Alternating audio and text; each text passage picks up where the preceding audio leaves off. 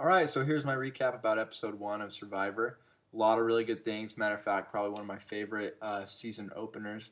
Definitely, definitely among the best in the last 3 or 4 seasons for sure.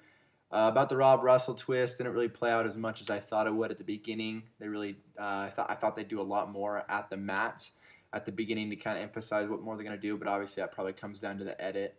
I think that obviously Rob's tribe was definitely happy to have him, and Russell's tribe less happy to have him.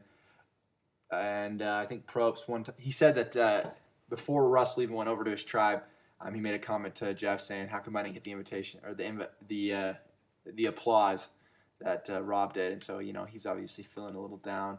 I'm gonna talk about Russell first, and then obviously we'll get to Rob's tribe and all the craziness going on there. First of all, they obviously are stronger, winning the challenge by quite a bit. I was surprised they didn't put the puzzle together faster, but I think that does come down to a little bit stronger tribe, maybe not as smart. So we'll see in the next couple episodes how the challenges continue to be, whether they'll just be physical like they are now, giving the advantage huge to Russell's tribe, or whether or not they're going to be a little bit more weighted towards mental challenges.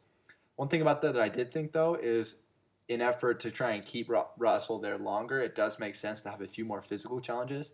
Rob's a little more likable, and obviously, as demonstrated in that first episode, he already kind of formed an alliance, put himself in a good position to be able to stay a few episodes. So even if they lost a couple more because they are more physical challenges, they get rid of Christina and then get rid of Philip. He's still there with his 6, and before they start, maybe giving them a better chance.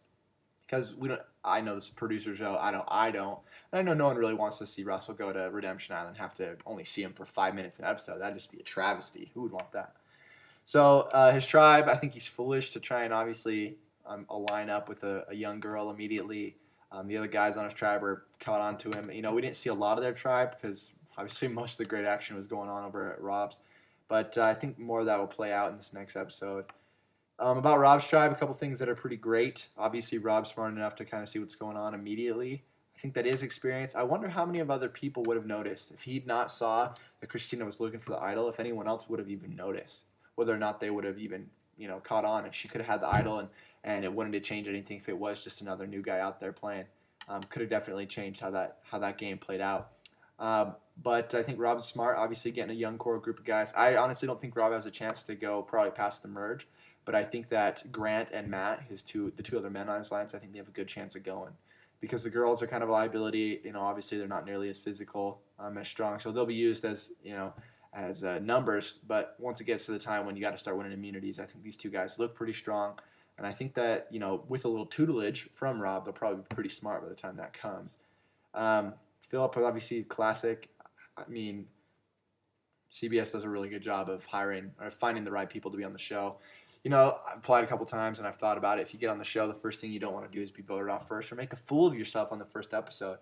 Yeah, we'll remember Philip for the rest of the season, but he's never going to be remembered after that. And if he is remembered, it's because of how stupid he was, not because of how good a player he is. I'm telling people in a tribal council you have a immunity idol is probably the stupidest thing you could do.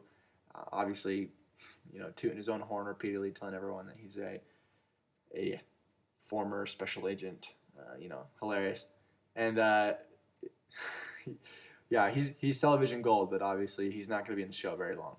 They need it right now because they need a man to help them the challenges, but man, two or three more losses, and he's gonna be gone just because of his overbearing attitude in camp and obviously his craziness that everything he can do. So, Francesca was pretty funny. It's kind of unfortunate for her that she got kicked out too soon.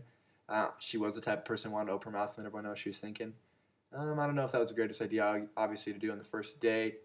You want to be known, but not known for being the first person out. I guess she's known now for being the first person on Redemption Island. So maybe if that's what she wanted, she'll remember for that. But who knows? So I think the first episode is great. It looks like this is going to be a really, really good season. It's still unclear of exactly what challenges are going to be what to help move Redemption Island along. It's going to obviously the dynamic between the two tribes. If anyone watches any of the extra features that go on, the Dalton Ross interviews that came out the 4 days before the show started, just go to EW and type in Dalton Ross. I'd definitely consider watching those. They have a lot of good good interaction between Rob and Russell and some ideas that they've been obviously thinking about going into a merge situation. So I'm not going to spoil that yet for you, but Episode 2 next Wednesday. I'm really going to look forward to it, and I'll probably give a recap on that one too.